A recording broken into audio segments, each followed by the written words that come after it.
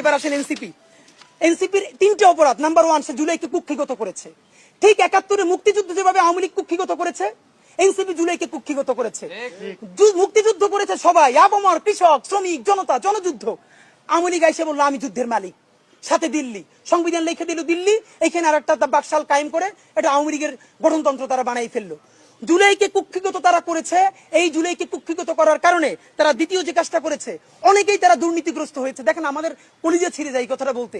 আজ থেকে 10 মাস আগে যেই ছেলেটা দেখেছি সারা গায়ে আঘাতের চিহ্ন জুলাইয়ের আন্দোলন করতে গিয়া, সেই সব ছেলে মেয়ে মাত্র 8-10 মাসের মধ্যে কিভাবে কোটি টাকার মালিক হইতে পারে এই চিন্তা আমাদেরও ঘুম আসে না। 10 মাস তো, আরে রাজনীতি তো আগামী 5 বছরের না, রাজনীতি তো 50 বছরের। কষ্ট করে বসে থাকলে আগামী বাংলাদেশ হয়তো আমাদের, জুলাই যোদ্ধাদের। এখন তারা যে দুর্নীতি করলো, তারা তো এই সরকার পড়ে যাওয়ার সাথে সাথে কেউ যাবে দুবাই, যারা ফ্ল্যাট কিনছে, হাউজিং এ প্রজেক্ট করছে, ওইখানে ব্যবসা কিনছে, কেউ যাবে বিদেশ, যারা মাস্টারমাইন্ড হইছে। এই লক্ষ লক্ষ জুলাই জনতা কোথায় যাবে? আমাদেরকে যে তোমরা এই জাহান্নামের মধ্যে ফেলাই দেবা, এর দায় কিন্তু ইতিহাসের কাছে দিতে হবে, আল্লাহর কাছে দিতে হবে। নাম্বার 2, আপনাদেরকে বলতে চাই, এই ঐক্য প্রথমত বিনষ্ট করেছে এনসিপি। এই যে জুলাইয়ের বৃহত্তর ঐক্য, কত মনে করে ফেসবুক একটা আছে, আগেও বলছিলাম যে ফেসবুক অ্যাকাউন্ট সব ডক্টর ইউনূসের কাছে জমা থাকবে।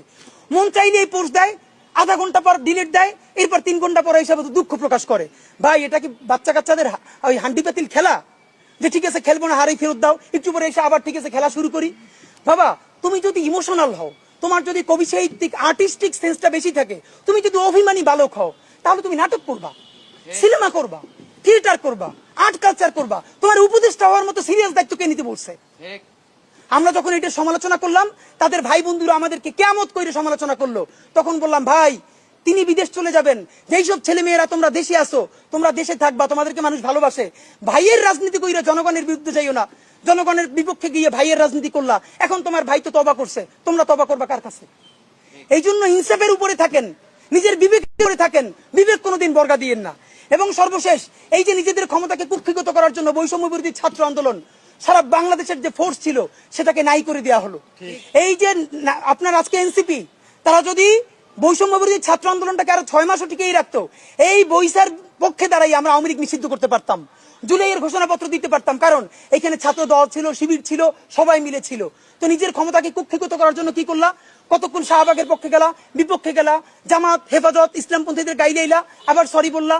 দেখেন কি আফসোস, আজ থেকে 4 মাস আগে তাদের কি ক্রেজ ছিল, এখন তারা পোস্ত দূরের কথা রাস্তায় এসে দাঁড়াইলে অর্গানিক 100 লোক পায় না। এই যে তোমাদের সাথে 100 লোক নাই, এটা তো আমাদের জন্য আনন্দদায়ক না, এটা দুঃখ। জুলাই হেরে যাচ্ছে,